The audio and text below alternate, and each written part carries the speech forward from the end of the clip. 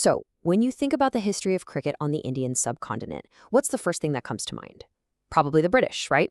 Well, it turns out that's not the full picture. Not even close. Today, we're going to dive into a much older, way more complex, and frankly, a far more surprising history of the game. So, let's start with that question. Where does the story really begin? I'm guessing you're picturing British soldiers, maybe some officials back in the 18th or 19th century. But what if I told you the real roots of a bat and ball game in this region go back centuries, maybe even millennia before that? Yeah, you heard that right. We're not starting in the 1600s with the British East India Company. Forget that for a second.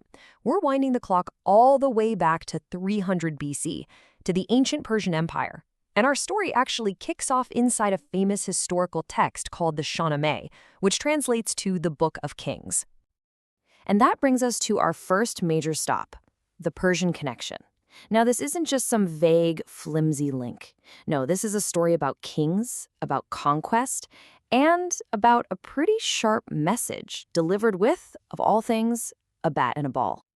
The story behind this quote is just incredible.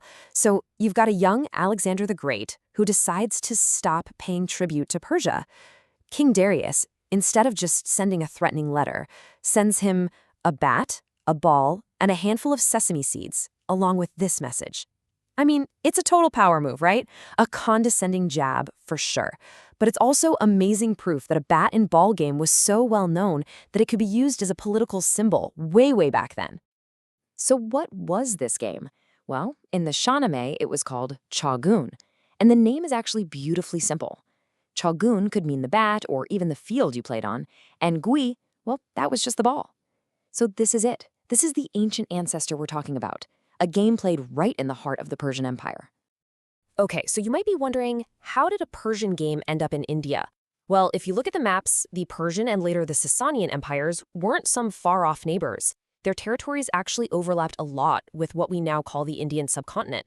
So it makes total sense that cultural traditions, things like games, would spread across these shared lands. All right, now let's hit the fast-forward button. By a couple of thousand years, the ancient game, Chougan, fades into history. And a new one, the modern game of cricket, arrives with the British. So who was the first local community to really grab hold of it? You guessed it, the Parsis, the direct descendants of those ancient Persians. And this is where the next chapter of our story really begins. So why the Parsis specifically? Well, you could say it was kind of the perfect storm. In the 19th century, they were just perfectly positioned. They moved to the booming city of Bombay, their businesses were doing really well, and a new, educated generation saw fitting in with the British as a way forward. So they adopted the culture, the dress, the language, the customs, and you guessed it, a huge part of that was adopting their favorite sport, cricket. Now, how they actually started playing? Well, the details are a little fuzzy. We've got two competing stories here. One version says a schoolmaster, a Mr. Boswell, officially taught Parsi kids the game. But there's another, more, romantic version. It suggests that some Parsi boys just saw British soldiers playing, got fascinated, and started copying them, all on their own, driven by pure curiosity. And I absolutely love this detail from that imitation story. It just paints such an amazing picture, doesn't it? They had no proper equipment, so they just made do. They used their own caps for wickets, umbrellas for bats, and get this, a ball made of cloth stuffed with more cloth from local cobblers. This wasn't some formal, top-down introduction. This was a true grassroots movement, born right there on the fields of Bombay. But, as you can imagine, it was far from easy. This passion project of theirs, well, these young pioneers ran into some really serious obstacles just to play the game they were falling in love with. In fact, there were 3 major hurdles. And honestly, any one of these would have been enough to make most people just give up. Okay, so first up, the fields were just awful. We're talking broken ground, tough grass, shrubs everywhere. Then there was the fact they had to share this space with local dyers who used the ground to dry these long strips of indigo-colored cloth. You can just imagine what happened when a stray ball landed on one of those, right? Fights broke out all the time.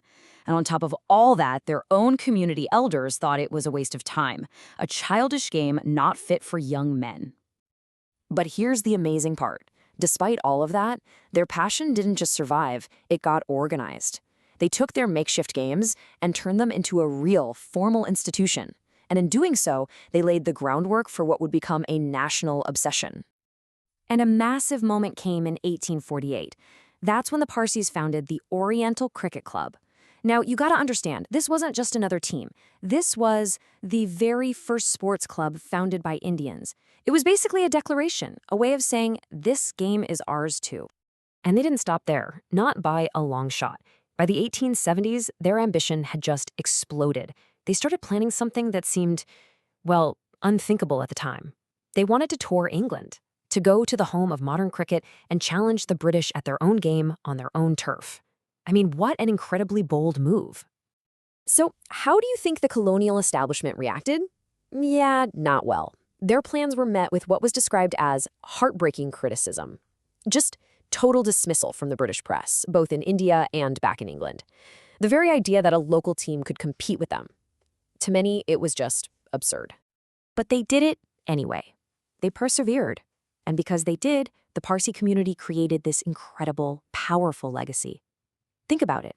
They were the ones who introduced cricket to everyone else. They were the ones who founded the first clubs.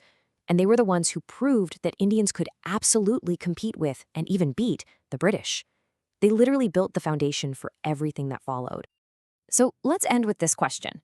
Knowing all this now, that cricket's story in the subcontinent didn't just start with the British, that it has these deep local roots with the Parsis, maybe even goes all the way back to ancient Persia, does that change how you see the game today? It's just a great reminder that history is almost never as simple as we're told it is. Something to think about.